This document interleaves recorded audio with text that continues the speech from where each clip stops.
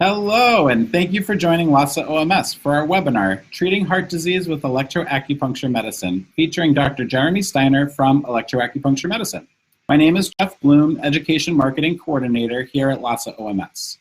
LASA OMS strives to support our customers, practitioners, educators, and other industry professionals through quality products, product education, and school and humanitarian relief donations. With our free webinar series, we intend to offer product and practice management education through its practical application by some of our industry's most renowned educators. Keep in mind, if you are not able to join us for future programs, we record each webinar and make the video available on our blog, which is blog.lasaoms.com, in the following week or two after the webinar is recorded. And let me take a moment to acclimate you to the webinar room. To the right of the video screen, you will see 3 tabs: questions and polls. To ask a question of our guest speaker, please post it to the questions. To chat with other attendees during the webinar, please use the chat tab. It is also best to use Chrome, Firefox, or Safari browsers to view the webinar, as you may experience some slowness on other browsers. We will also attempt to answer every question during the course of the webinar, but in the event we cannot, answers will be shared on our blog afterwards. Now for the main event. I am thrilled to introduce our guest educator, Dr. Jeremy Steiner. Dr. Steiner is a scientist, acupuncturist, traditional medicine practitioner, teacher, clinical supervisor, and founder of Electroacupuncture Medicine. Licensed to practice acupuncture and traditional medicine in New Jersey and Florida, he has successfully and safely given more than 60,000 treatments, of which a significant number were in the treatment of the most severe disorders such as paralysis and non-responsive pain disorders. Dr. Steiner graduated from the Eastern School of Acupuncture and Traditional Medicine with a degree in acupuncture and a certification in Chinese herbology. He then continued his graduate studies at the Atlantic Institute of Oriental Medicine, where he earned his doctorate of acupuncture in Oriental Medicine with a specialty in TCM internal medicine. His educational programs, both in person and online, are sought-after programs that really grow the practitioner's knowledge base in electroacupuncture. Please join me in welcoming Dr. Steiner. Thank you. I think much. So, hello everybody. Thank you for joining me. And tonight we're going to be doing an introduction to electroacupuncture medicine, cardiology. Obviously, I can't cover all of cardiology. That would take about 2 days. But I did pull together some very highly valuable information for you, and including 2 or 3 treatments that you can start to implement tomorrow in the clinic. So let's begin. Why did I choose cardiology? Well, that's because cardiology is heart disease is the #1 leading cause of death currently in the United States. As high as 1 out of every 4 deaths occurs from heart disease. And coronary heart disease is the most common type of heart disease. So we have to go over a couple basics, and a lot of times the acupuncturist is the first line of defense, so it's very important to learn when not to treat and when to call 911 for the patient.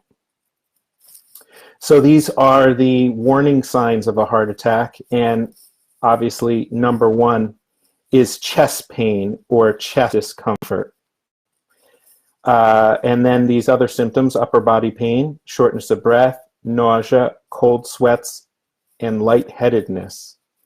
Now, men versus women. Men are more likely to call 911 when they feel chest pain. And women, they put their symptoms a little bit differently, and they can take a bit longer to call 911 because they can't really, tell easily. Their symptoms are a little bit different than a male's symptoms. So, the biggest risk factors for heart disease is #1, high blood pressure, #2, high cholesterol, and #3, smoking. And this webinar, we're going to be focusing on the top 2, high blood pressure and high cholesterol. But obviously the acupuncturist has the ability to treat all these top 3 risk factors. And here are some more risk factors: diabetes, obesity, poor diet, physical inactivity, and excessive alcohol. If you notice, the acupuncturist has all the power to balance and treat all these risk factors. Now, if we look at diabetes, and we learn it's a pattern called Shao Ke, or wasting and thirsting. Well, I also think of it as a severe spleen yang or spleen chi vacuity, and the spleen governs the muscular system. So it makes sense to me that somebody with diabetes cannot transform and utilize the amount of sugars that they're asking their body to do. And obesity, we can see that it causes heart disease because we're asking the heart to pump blood to a much huger person. Much more tissues need to be perfused with the blood. Okay, so we're starting with high blood pressure. It's extremely common. And we need to talk a little bit about the adrenal gland. When you think of the adrenal gland, I want you to start thinking of it as 2 different glands in one, the cortex and the medulla. Now, if you know that in Chinese medicine, the spleen governs the muscles, and you know that the muscles come from the mesoderm embryologically, well, the adrenal glands are also part of the mesoderm. And so they link in nicely with Chinese medicine. The medulla specifically produces adrenaline, and the cortex produces cortisol, aldosterone, and testosterone. So we teach in electroacupuncture medicine ways to deal with adrenal insufficiency or adrenal collapse. And in the first Lhasa webinar, I taught a powerful analgesic and global anti-inflammatory treatment.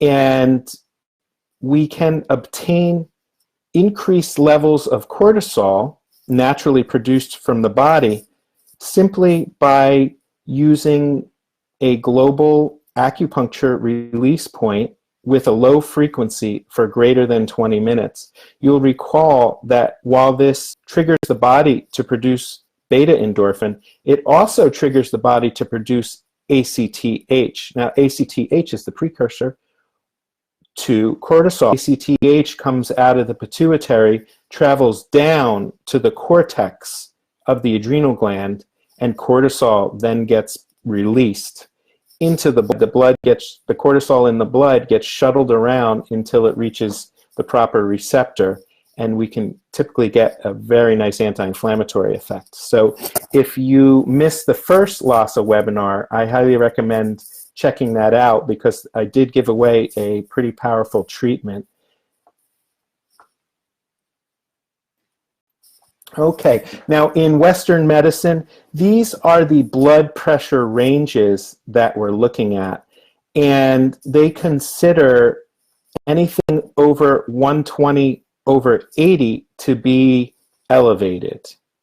This is different, as we're going to see from what I'm going to teach you in Chinese medicine. We go by our own blood pressure ranges. However, we are I encourage you all to interact with Western medical doctors. It'll improve your practice. You'll get some referrals. And you need to be, in order to interact with a cardiologist, you need to know, what they consider high blood pressure and what they consider low blood pressure. So this is very interesting. We can use blood pressure as a rough guide to how much cortisol or adrenaline is present. And this can give us an idea of the state or health to which the adrenal gland is in. And so here is the range I would like you all as practitioners to start looking for. We want the top number to be between 120 to 140 and the bottom number to between 80 and 90. Now, assuming the patient is not taking any pharmaceutical or prescription medications to correct their blood pressure, then these numbers can be pretty accurate as a rough thumbnail guide, but still they can be accurate. So if I have a patient that is not taking prescription medications and their blood pressure is 100/60, I know that their adrenals have most likely shut down and are not correctly functioning properly. And if the patient is on prescription meds to regulate the blood pressure, and they're feeling maybe lightheaded, dizzy, and their blood pressure comes out 100/60, I know that the medication is probably too strong, and I encourage them to go back to their cardiologist to get the blood per medication reduced to nudge those numbers back up towards 120/80, and the patient will definitely feel better. At the lower blood pressure, 100/60, not as much blood is being perfused into the brain, and the patient does not feel as good as they could. So, and this can be one or the other. It doesn't have to be both together. So often I see a patient not on prescription meds and their blood pressure is, say, 100/80, for example. Then I know that their adrenal glands are not producing enough cortisol, aldosterone, or testosterone. Another way of saying this is I know that their cortex is not functioning properly while their medulla is functioning properly. So that's how to use these ranges. So one, your patient should be between 120 to 140 on the top number and between 80 to 90 bottom number. Two, you need to be aware that the Western medical doctors will disagree with you on this range. Their goal is to get their patient below 20/80, and most of them see that a blood pressure such as 110/60 is fine. They don't really see that as a problem, while you, the acupuncturists, know that you can get the patient feeling better by getting that low blood pressure raised back up to 120/80. Okay, a couple more basics. When to call 911. If the blood pressure is 180/120 with no accompanying symptoms, and we're going to go over the symptoms coming up, then it's called urgent hypertensive crisis. You most of the time do not need to call 911 in this case. You can drop their blood pressure. However, it is your job to refer them back to their cardiologist or their primary care doctor to address this, because possibly if they're not taking meds, maybe their doctor wants to put them on meds. And if they are taking meds, then maybe the doctor wants to adjust the medications. And again, don't hesitate to call their doctor and work with their primary care doctors. I've gotten so many referrals from the doctors, and if I treat 100 patients a week, maybe I'm referring 10% out to back their doctors for different problems, and you get a nice reputation going as being an acupuncturist that is willing to work in a team.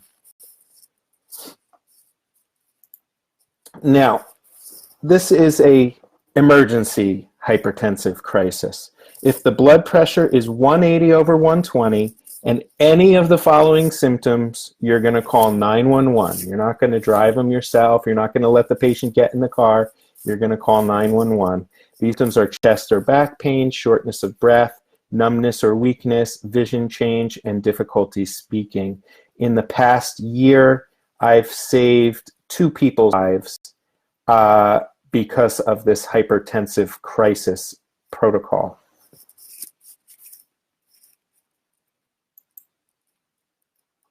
Okay, let's start by talking about this research.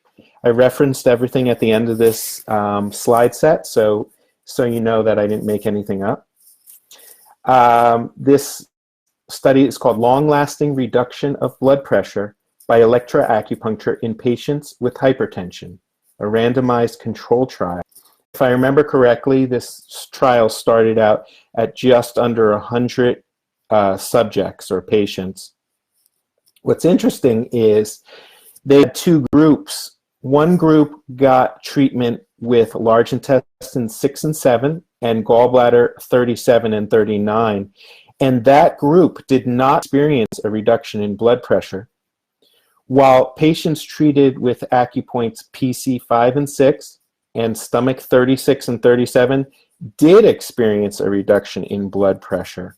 So kind of an interesting study where all the groups got some form of treatment, and it shows the power of individual points and individual point function. Now, they connected PC5 to PC6. That is approximately 1 Sun distance between the red clip and the black clip. And we can do a lot better by spreading out the transfer of current, and we're going to go over that in a little while. Now, stomach 36 is very interesting. We teach in the foundations class how to modulate the immune system in a very special way using stomach 36. And the studies on that showed that it had an effect on the adrenal glands and triggered a very strong anti-inflammatory response and saved groups of mice from sepsis in using only one treatment. Okay, more about the same study with blood pressure. The treatments occurred only once per week for a total of 8 weeks. So imagine what we can accomplish with 2 or 3 times per week. And the top number, the systolic average blood pressure, decreased by 8 to 16 millimeters of mercury. And the bottom number, average, decreased by 5 to 8 points.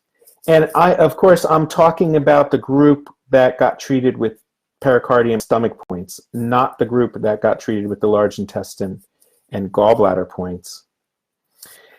And they did that once a week for 8 weeks. Then they stopped treatment, and they saw 2 months later that the blood pressure still remained reduced. And I find these numbers absolutely stellar. Norepinephrine was decreased by 41%. Renin was decreased by 67%. Aldosterone decreased by 22%. And the authors of this study believed that the blood pressure was decreased due to a decreased sympathetic output. And I kind of agree with them. And I see that in the universe we live in, there is way too much stress for normal human physiology to deal with. And so the sympathetic is the fight or flight mode. And so people are generally stuck in fight or flight mode. And a big part of what we teach in the foundations course is how to regulate the autonomic nervous system, or how to decrease the sympathetic output and increase the parasympathetic output. And the interesting thing about the heart is innervated by both the sympathetic and the parasympathetic nervous system. Okay, here is another study, and the reason why I included this study is because when you go back to the numbers here on this first study, and you see systolic blood pressure decreased by 8 points and diastolic blood pressure decreased by 5 points, many people think, well, big deal, it's only 5 points on them. Well, this study, which is called Blood Pressure, the Lower the Better, and that's just the title of the study. I personally do not agree with that. and I already told you the 100/60 is way too low. This study, they found that a systolic blood pressure reduction of 10 points, so on top, or 5 points on bottom, reduces risk of coronary heart disease by 22%. Remember that in the beginning of this presentation, I told you coronary heart disease is the #1 disease under the category heart disease. 22% reduction just by reducing the bottom number by 5 points. That's pretty significant. And maybe we have, I mean, when we get more into detail, I'm going to show, I'm going to show you a treatment tonight on how to reduce blood pressure by 10 points on top and 5 points on bottom. But when you attend my classes, we dive deep, and maybe I teach you 5 or 10 different treatments on how to correct blood pressure issues and lower it more than these point numbers. So, furthermore, a reduction of 10 on top or 5 points on bottom reduces risk of stroke by 41%. I'm just blown away by that statistic. How cool is that? So your treatments, you can reduce risk of stroke by 41%. And I hope you do better than that. All right, here's the money slide. This is a simple acupuncture treatment for hypertension. No surprise here, we're using PC6 and we're using stomach 36. Those were the same points used in that study. We're using 1 to 10 hertz, and that decision is based upon whether you would like to use 10 hertz, which resonates with the mesoderm, or would you like to try 1 hertz, which hopefully syncs the heartbeat to 60 beats per minute. And the treatment time is 20 to 30 minutes. You're going to want to use a light amplitude. They only need to feel it barely. And sometimes on my sensitive patients for this treatment, I'll have them tell me when they feel it, and then I'll turn it down just a smidge until they barely don't feel it. You just want to make sure that the electricity is getting into the body.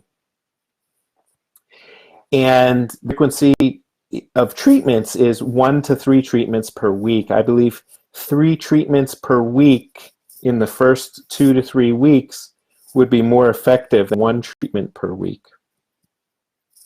So, in the study, they connected pericardium 6 or pericardium 5 to 6 and stomach 36 to 37.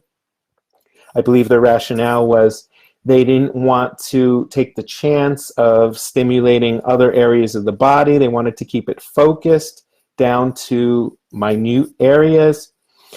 I'm going to tell you right now, you're going to get better results when you connect the left pericardium 6 to the right pericardium 6.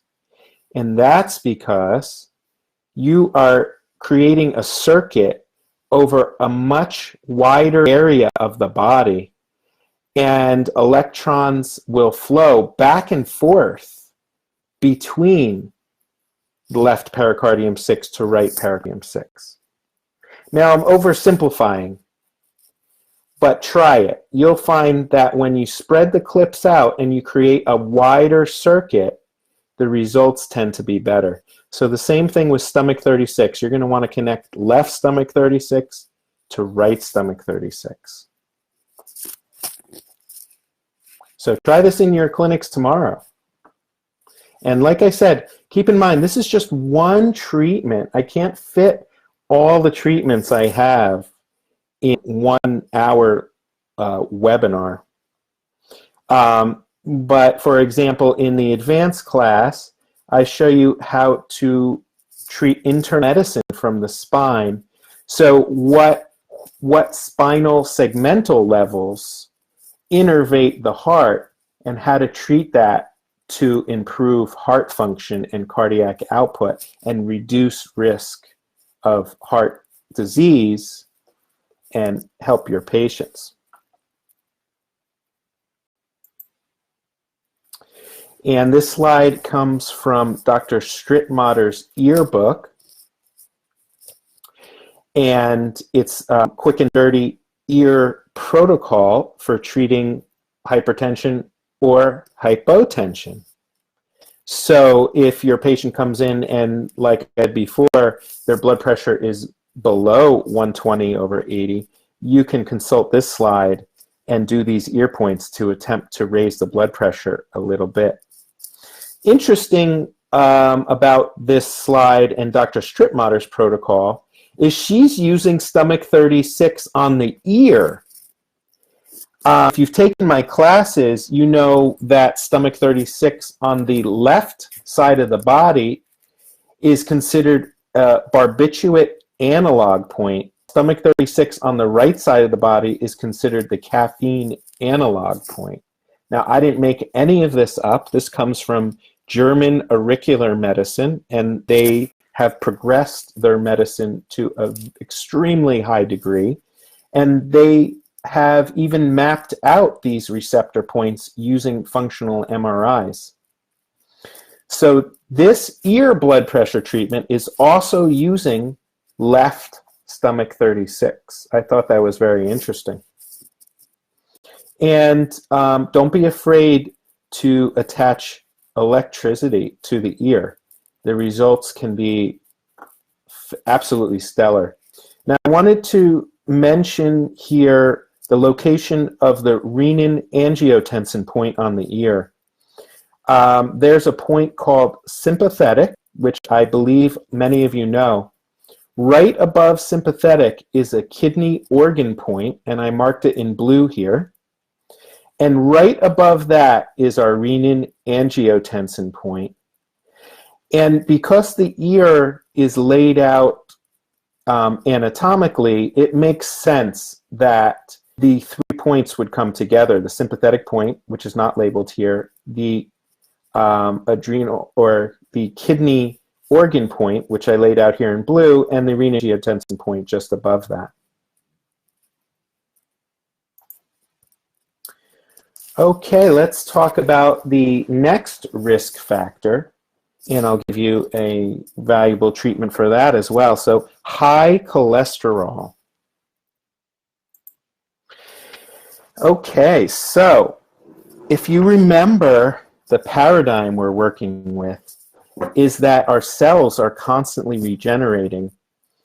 And in order for cells to properly regenerate, they need a couple things. Number one is enough electron charge, and that is your job, to insert electrons and figure out which channel or channels does not have enough electrons, and why did they get in that place in the first place? Why is their acupuncture channels unable to feed enough electrons into the tissues, or the nervous system in this case, for cellular regeneration? So the nervous system takes about 8 months to regenerate. That's an average number. It can be between 7 to 9 months to regenerate. And half of the nervous system by weight is made up of fatty molecules such as cholesterol. So statin drugs such as Lipitor, simvastatin, there's a whole list of statin drugs. They function by preventing cholesterol production in the liver. So many times, if the total body cholesterol is below 200, that patient should not be on the statin medication, or shouldn't be on such a high dose of the statin medication or the cholesterol lowering medication, because by preventing production of cholesterol in the liver, the nervous system will not have enough healthy fats to regenerate. Now, don't get me wrong. I'm an acupuncturist, and this slide is about the bad things regarding statin drugs, but I do have a slide coming up because there are some good benefits to it. So another little thing about statin drugs, besides preventing cholesterol production in the liver, they also prevent the production of CoQ10. Now, CoQ10 is essential for proper heart muscle tissue function. So that's why it increases significantly the risk of congestive heart failure.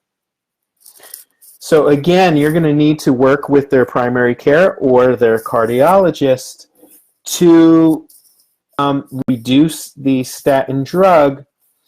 And sometimes the doctor is unwilling to make any change, or possibly the patient is unwilling to make any change.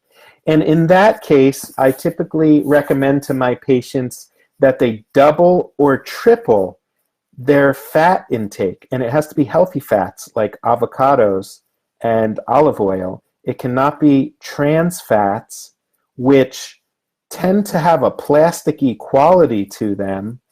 And we don't want our nervous system or cellular membranes to be built out of this plasticky trans fats. So stay away from the devil dogs and the Twinkies.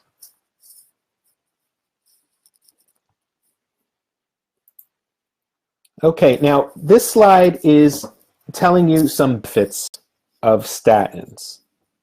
So doctors were taught, I'm talking about medical doctors, they were taught that it is cholesterol in the diet and high cholesterol in the blood is what causes heart disease.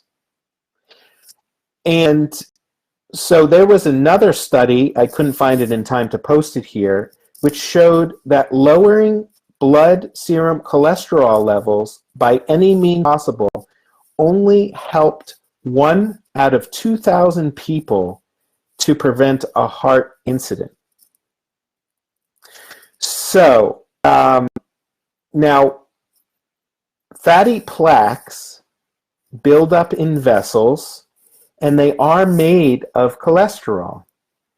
And when these plaques build up, they have a covering similar to an eggshell. It's very fragile and easy to rupture. And when they rupture, this is when the patient gets into big trouble. So I only learned this recently, that statins, one function of statins and one benefit of them is they harden the outer shell of this plaque. And this makes it significantly less likely to rupture. So I thought it would be important for you all to know this so that when you're interacting with the patient's cardiologist or their primary care doctor, you know that yes, where we're coming from, statin drugs, the risk outweighs the reward. However, they're not all bad. There are some benefits, and this is the benefit that statins provide. Now, I wanted to give you a clinical gem, which I just learned from a cardiologist friend of mine. And not many internal medical doctors, not many primary care doctors know this. And they're used to prescribing higher doses of these statins when the total body cholesterol is above a certain number. So there's a new medication called Zetia, and what that does, it reduces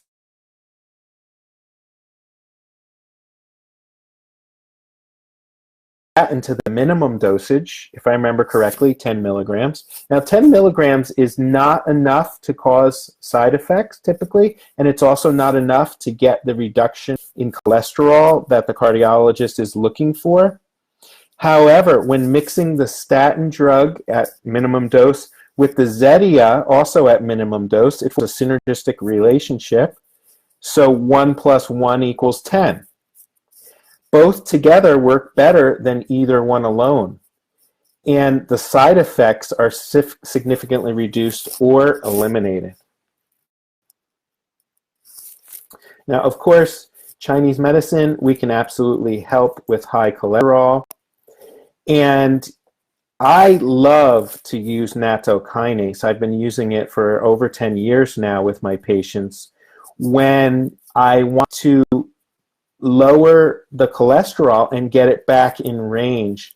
Now, coming from a Chinese medical or holistic medical background, I don't really care so much about high cholesterol levels.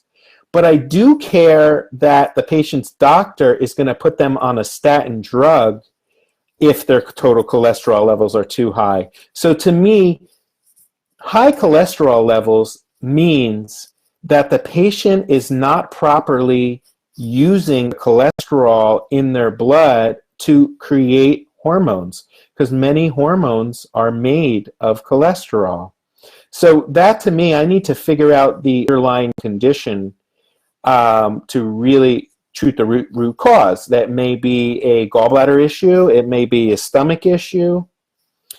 Well, nattokinase, so I use nattokinase to kind of hopefully prevent the patient's doctor from prescribing the statin. The doctors sometimes scare the patients, and many patients will do exactly what the doctor says.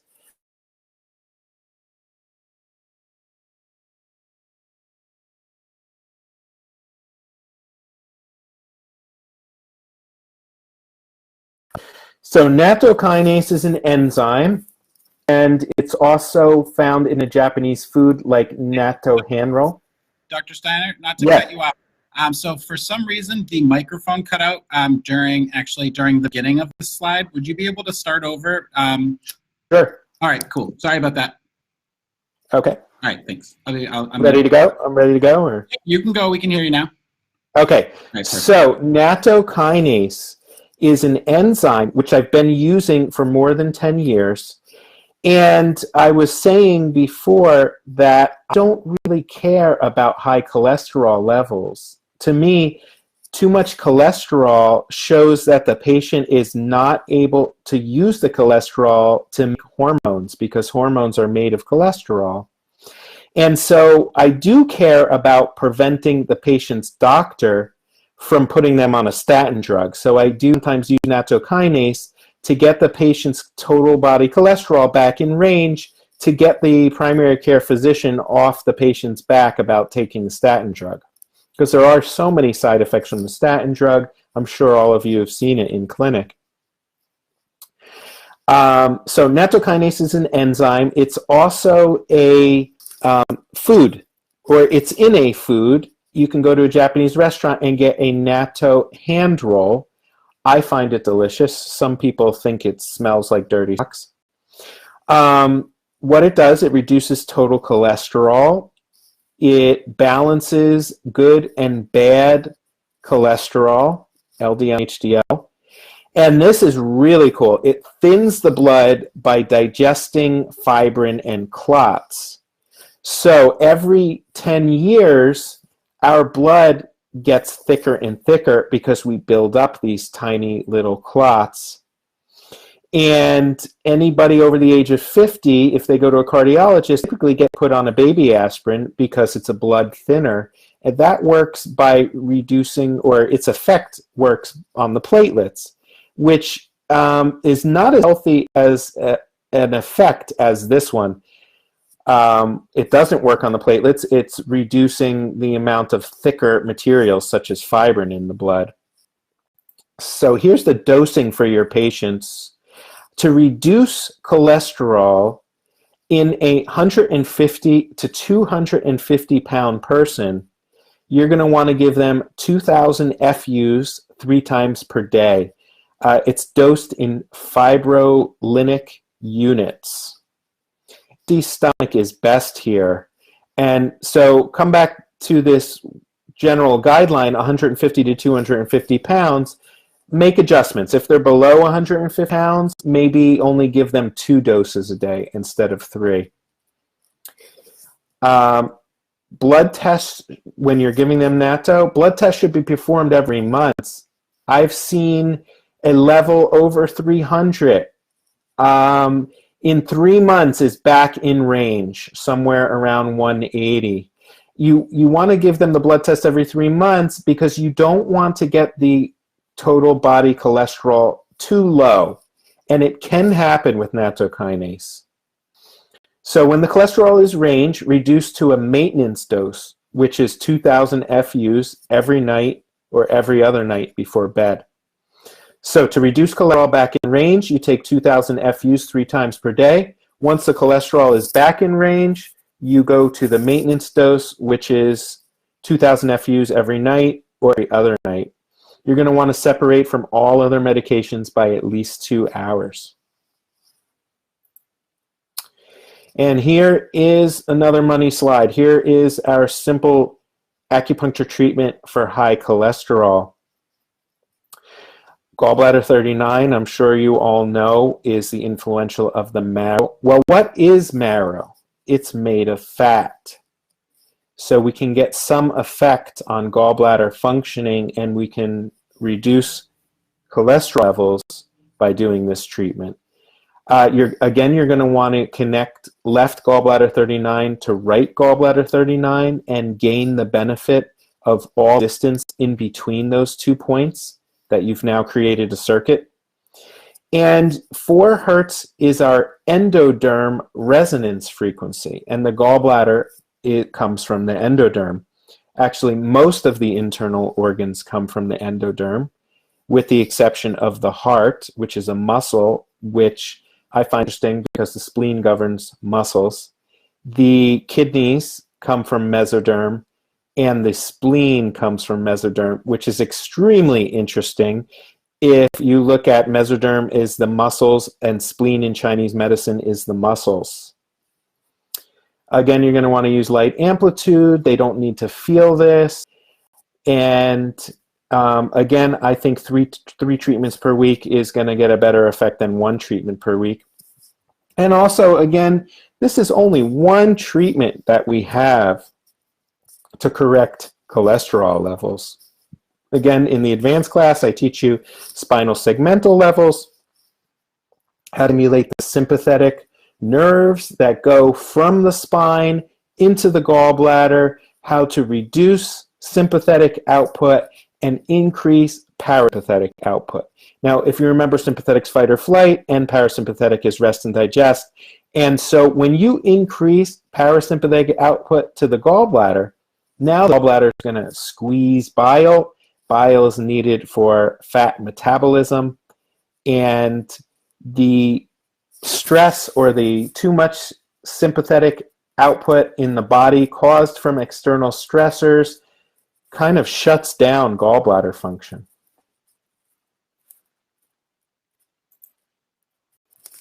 Okay, so I wanted to talk a few minutes about the teeth, because there is a huge vacuum in medical care in America in particularly, and this can turn and transform your practices in and support you financially for the rest of your life. Nobody is looking at the teeth. And individual acupuncture channels feed electrons to teeth. Most of the teeth are fed by 2 channels. For example, if you look at the molar, the one in front of the wisdom tooth, like tooth number 2, the channel feeds that. If you look at and so here on this chart it says stomach and pancreas, but they really mean stomach and spleen. So tooth number 2, for example, is fed by 2 channels, the stomach and the spleen. Now I highlighted the wisdom tooth here, and that's because tonight's topic is cardiology. Now the wisdom tooth is fed by 4 channels. So all the other teeth are fed by 2, wisdom by 4, and you notice the heart channel is on the wisdom tooth. And also, if you notice the triple warmer, and I teach in my classes, the triple warmer can be seen as the sympathetic nervous system, while the pericardium can be seen as the parasympathetic nervous system. So the autonomic nervous system also goes through the wisdom tooth, or I should say that a problem with the wisdom tooth can cause a problem in the autonomic nervous system, or vice versa. A problem in the autonomic nervous system can cause a problem in the wisdom tooth. And so this is like which came first, the chicken or the egg. So let's take a side detour here. Chinese medicine, we know anger is ascribed to the liver. Well, anger has a certain frequency resonance, and the liver also has a certain frequency resonance. And emotions can get trapped in channels as magnetic fields. And when you took physics, you learned that a magnetic field does not allow electrons to flow through wires or fluids. Well, in our case, an emotion typically reduces the amount of electrons and usually does not stop the flow of electrons altogether. So back to the wisdom tooth. And I was telling you that nobody in the healthcare in America is looking at teeth. So I urge you all as Chinese medical practitioners to start looking at the teeth. You're going to be able to solve problems that no other doctor has been able to. What I commonly see is a patient in their 20s has their wisdom teeth extracted. There's some evidence showing roughly half of all extractions turn into a cavitation. A cavitation is an infection. It's a silent infection. There's no symptoms in the mouth. The symptoms come out on the acupuncture channels in the rest of the body. And if you can imagine, an infection is preoccupying the immune system. So let's say 60% of the immune system is stuck dealing with this silent infection where the wisdom tooth was extracted. That only leaves a 40% to deal with the other things in life. And so a problem in the wisdom tooth, like from an extraction, it causes the autonomic nervous system or the sympathetic nervous system to constantly drive the adrenal glands. And it gets driven and driven and driven until after 5 or 10 years, the adrenal glands collapse and they can no longer keep up with that. So what I typically see is that somebody in their 20s gets the wisdom tooth extraction. There's 4 wisdom teeth. If half of extractions go bad, and then, maybe a year or a little while after that, they start to have other health issues. And nobody links it back to wisdom tooth. The dentist doesn't look to other parts of the body. The primary care doctor doesn't look at the wisdom tooth extraction as having caused many of these problems. So I wanted to give you a general overview of the teeth. In the master class, we spend a few hours talking about acupuncture channel correlations with the teeth.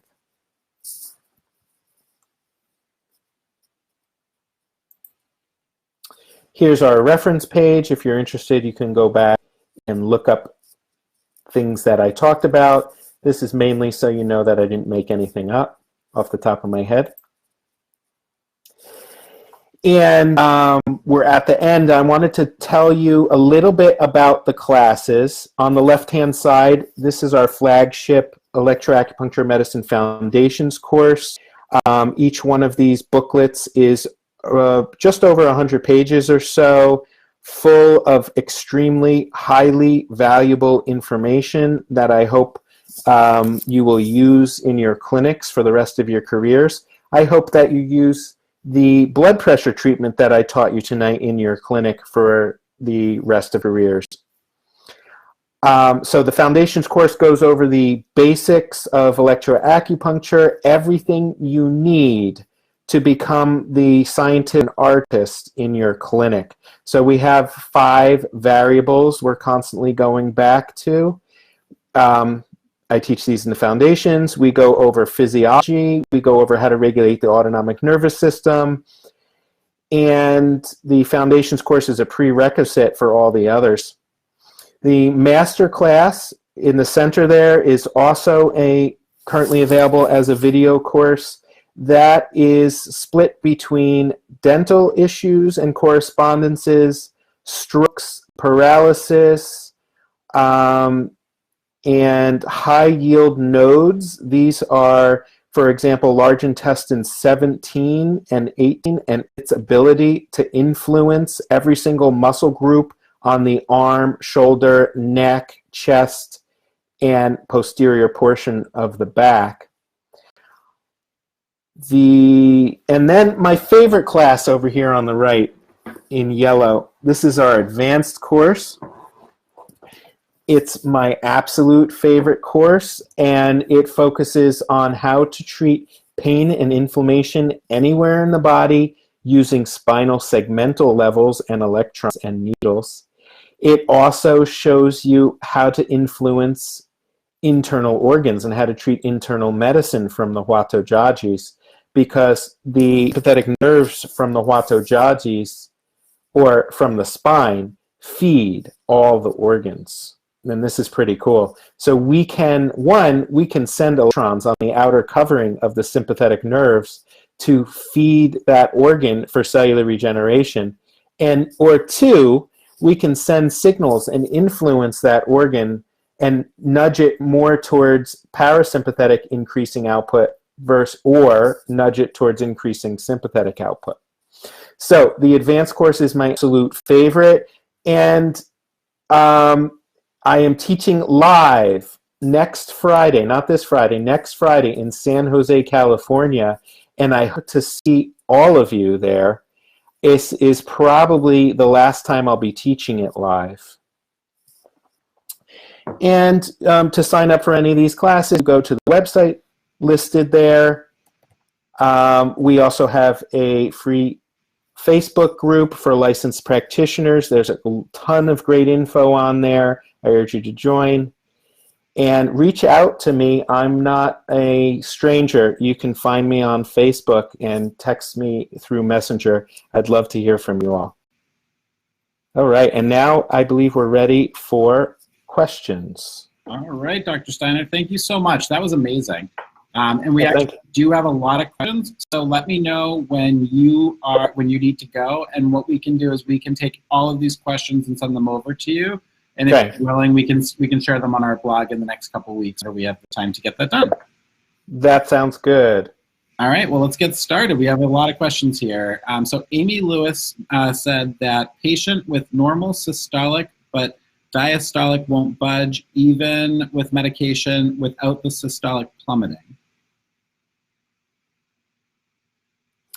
In that case, I would be suspect of the spleen channel.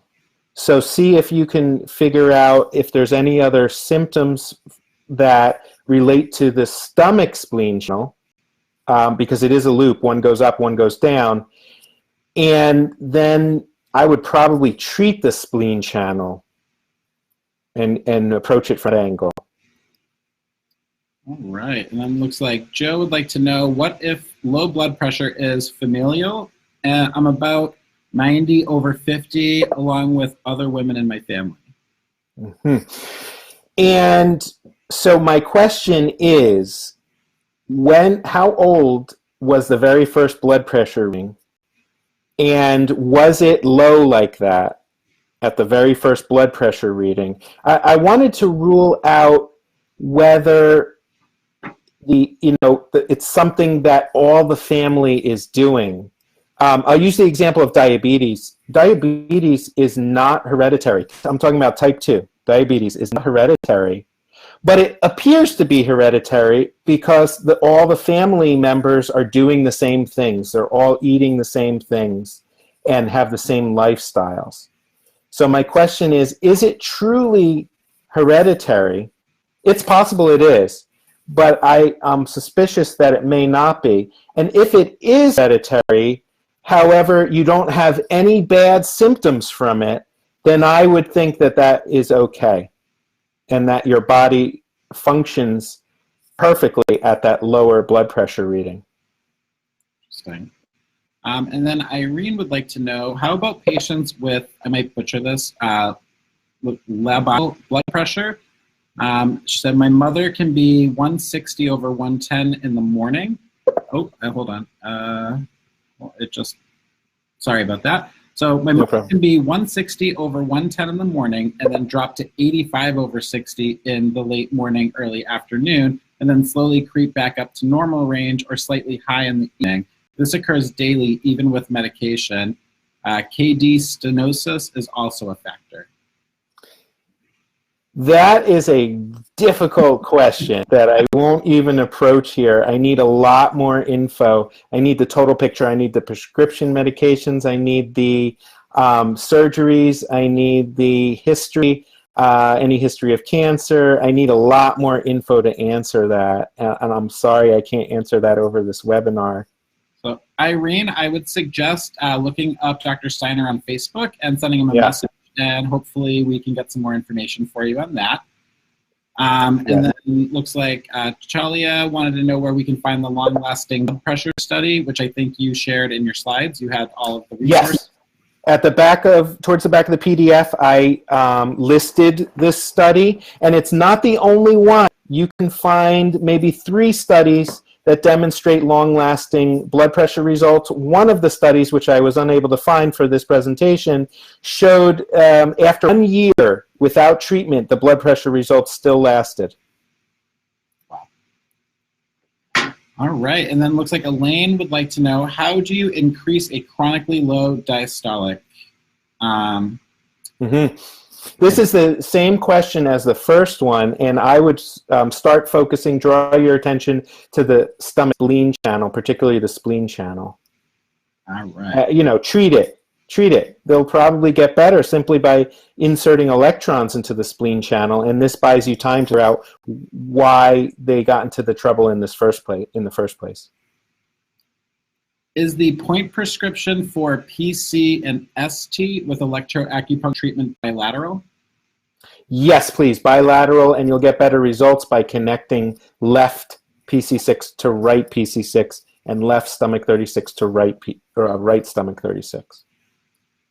I've seen this question a few times. It looks like, what are your thoughts on crossing the channels?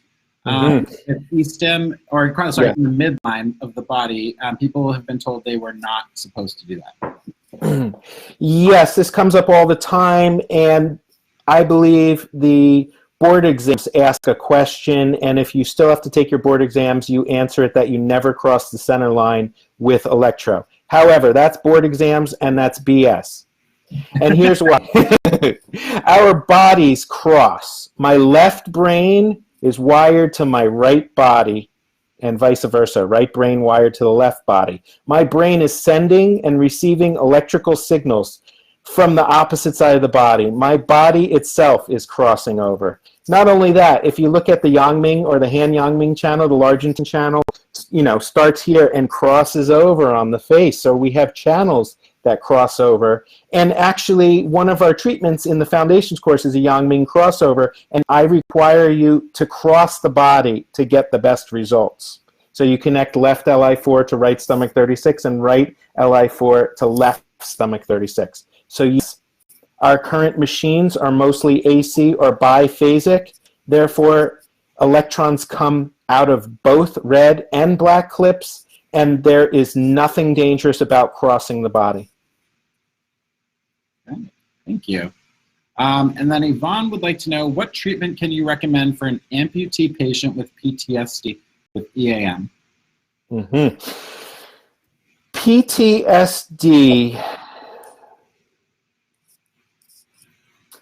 So one thing to look at when I'm looking at PTSD or anxiety or depression or ADHD or ADD or any brain neurotransmitter imbalance, it causes me to focus my attention on stomach organ. And that's because we need raw building blocks or precursors to the neurotransmitters.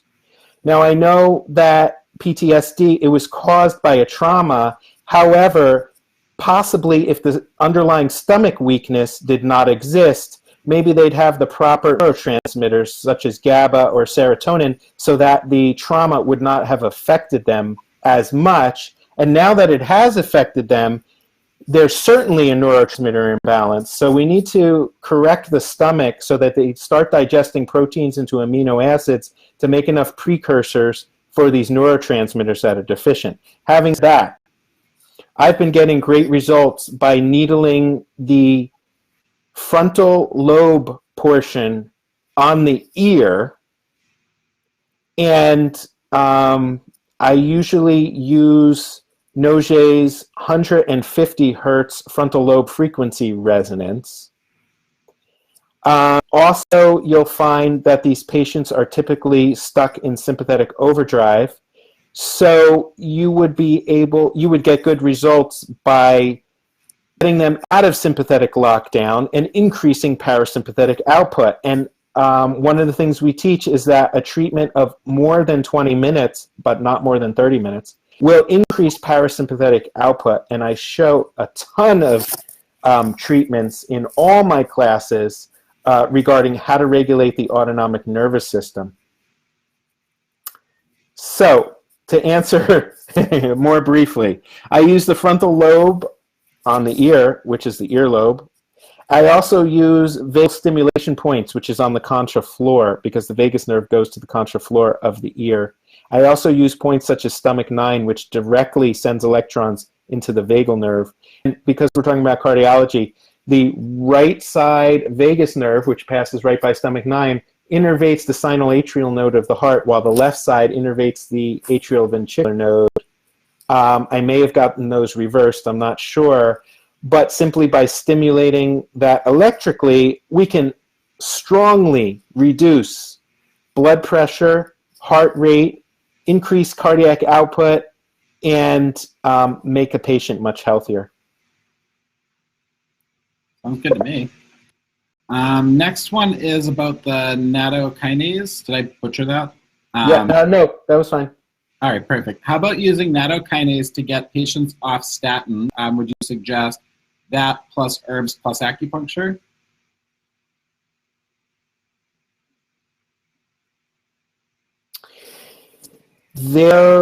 So you want to be cautious using herbs when the patient is also taking a lot of pharmaceuticals. And so if we ignore the herb portion of the question, I feel comfortable prescribing natto while the patient is on pharmaceuticals. But I don't feel comfortable prescribing herbs while the patient is on pharmaceuticals. And not in every case, I'm overgeneralizing. So I guess to answer your question is, electroacupuncture, yes, in all cases, whether they're on pharmaceuticals, whether they're taking natto, electroacupuncture generally fits nicely, especially if you follow all the protocols and the variables that we talk about. I hope I answered that one. I think the next question is very similar as well. It was asking if you've ever used the nattokinase to get people off warfarin. I don't know the answer to that question. It's a good question, and I believe it's extremely likely that you can get them off warfarin via the use of nattokinase. And then how much nattokinase would you suggest for someone with high cholesterol to be effective? The slide, I put the dosing. I hope they have access to the slide set, right? They do. Okay, I put the dosing in one of the slides, in one of the natto slides. I put the dosing to reduce the level, and I also put the dosing for the maintenance. Perfect. So it's in here. And then can you speak to crossing leads prohibition, often with a heart device, when doing so to create a larger circuit? Well, I'm going to take the easy way out. With a heart device, especially the new ones, you're going to want to almost not do electroacupuncture. And that's because, not that it's dangerous, but because these new heart devices, they tend to send signals, diagnostic signals, to the medical doctor. And you could, if you're going to slow the heart rate with our protocols, it may send a signal or a false alarm to the doctor. So the easy way out for me with this question is if there's a heart device, don't use electroacupuncture. Okay. And then, do you have a preferred brand of nattokinase that you've used before? Yes. I like Doctor's Best. There's probably a bunch of good ones out there, but Doctor's Best. And I'm glad you asked me that question. It triggered something. It's gonna some of these companies, they add in vitamin K, and I don't like that. I like just the pure nattokinase. So be careful when you buy the nattokinase to be sure it doesn't have any other added ingredients in it. All right. And then, looks like Nick would like to know, where can we find more resources on dental acupuncture-related material? Mm-hmm. Well, one place is my courses, and another place is in Germany. They have, said they have elevated medicine in general to such a high level, electromedicine, auricular medicine, and they've done a ton of research. And, their dental world is even on board with their, the rest of the medical world and even the holistic health world, such as Chinese medicine. So to answer your question, you can start by studying the Germans. Dr. Strittmatter, I always recommend her book. Dr. Barr, another big name. And let's see. I think those, Germany is where the answer to that question. All right. Or your classes. Do you teach Yes. in the foundations or just master class? We gloss over it in foundations, making them aware of it, and master class really dives much deeper. Perfect. And then Sharon would like to know, how do you know if there is an infection from the wisdom teeth removal? Mm-hmm. Well, so number one, you write down all the patient's symptoms, and then besides each symptom, write which channel is associated with that. So let's say heart palpitations, and then next to it you write heart channel. Or acid reflux, next to it you write stomach channel. And if you're finding a bunch of symptoms that are on the channel that goes to the wisdom tooth, and then you ask the patient, when did they have their wisdom teeth extracted, or did they have it extracted? So to answer your question, symptomatically, using acupuncture channels, we can become suspicious that there's a problem from the wisdom tooth extraction. And then there's a bunch of different methods. One, you can muscle test if you're good at muscle testing, see if the wisdom tooth is a problem. You can send them to the dentist. It has to be a regenerative or a holistic or a biological dentist, a special type of dentist, to run what's called a cone beam scan.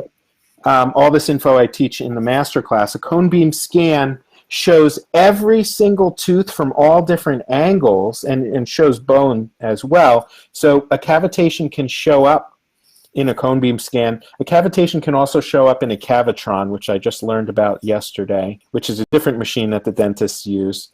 And when it does show up, it's the most amazing thing because it's a simple fix and you're now solving problems that the patient has had for since their 20s, and no doctor has ever been able to figure it out, and they gain a lot of trust in you. So to answer your question, if you become suspicious by using Chinese medicine and channel diagnosis, and consult with that tooth chart, and then if you know a good dentist, send them to the dentist for a further evaluation. Right. So we've had a few more questions about pacemakers, which you answered, but then there was another one about, are seizures contraindicated for e-stim?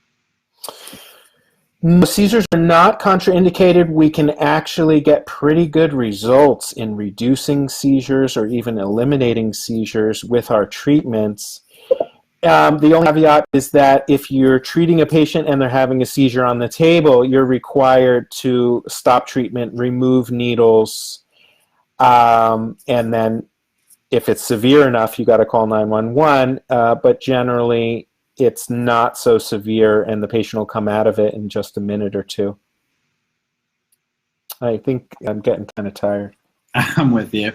So it looks like actually we pretty much hit the end. The last question that I'm going to ask you, which is from Angel, what stimulation unit do you use? I use a bunch of stimulation units. I have maybe 20 EO ES130s or 1107s in one of my offices and another 18 in another of my office. So I'm still heavily relying on Old Faithful, the Ito. I really like the Mettler Trio Stim, which they stopped making. Interesting enough, that's also made by Ito. And I'm using a bunch of equipment which I can't mention now because I'm in the process of trying to create new units.